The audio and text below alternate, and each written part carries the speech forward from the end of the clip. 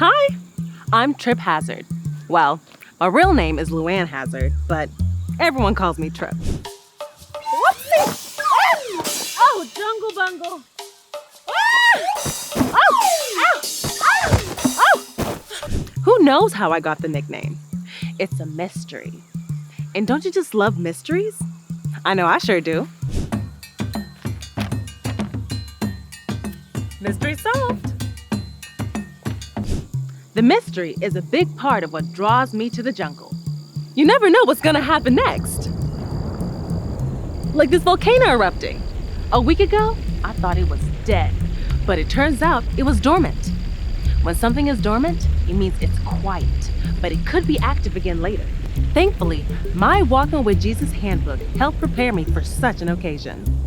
No, there isn't anything about erupting volcanoes, but it does say when Jesus died on the cross, it wasn't his end.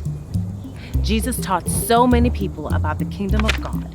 He healed sicknesses, he drove away evil spirits, he forgave sins, he loved everyone. He was fixing the broken parts of the world. Jesus knew it was almost time for him to die, so he traveled with his disciples to Jerusalem for the Passover feast.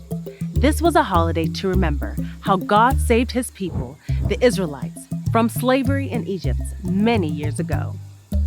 Jesus sent two of his disciples, Peter and John, to prepare for the meal. They asked, "Where do you want us to prepare for it?"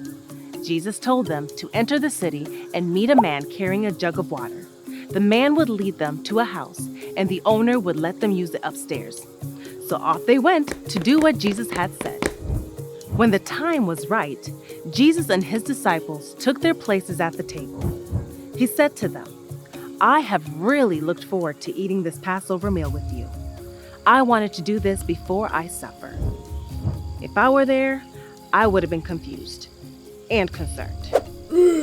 Jesus continued, "I tell you, I will not eat the Passover meal again until it is celebrated in God's kingdom." That would have made me even more confused and concerned.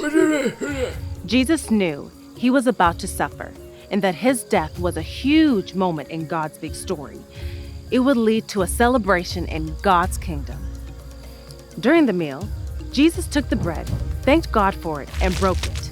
As he handed the pieces to his disciples, he said, "This is my body. It is given for you.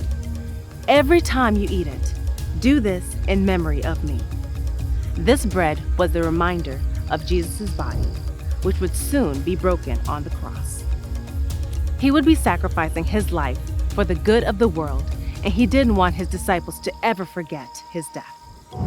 After supper, Jesus took a cup of wine and said, "This cup is the new covenant in my blood. It is poured out for you."